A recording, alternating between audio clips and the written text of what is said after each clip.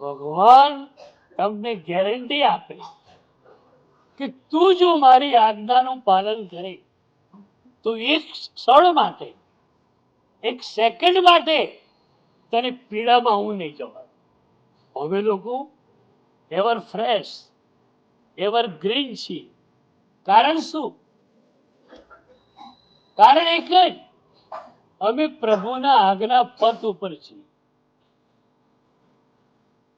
કોઈ ઘટના ઘટી તો ઘટી ગઈ.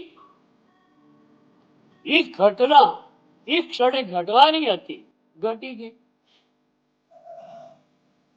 હવે એ ઘટનાને યાદ કરીને પીડિત થવાનો શું અર્થ?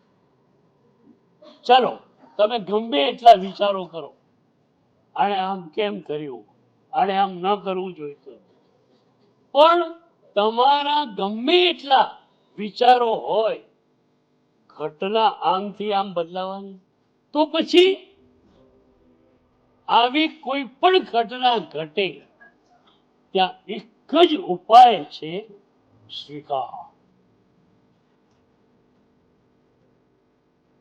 જે પણ ઘટના ઘટી સ્વીકાર કરીને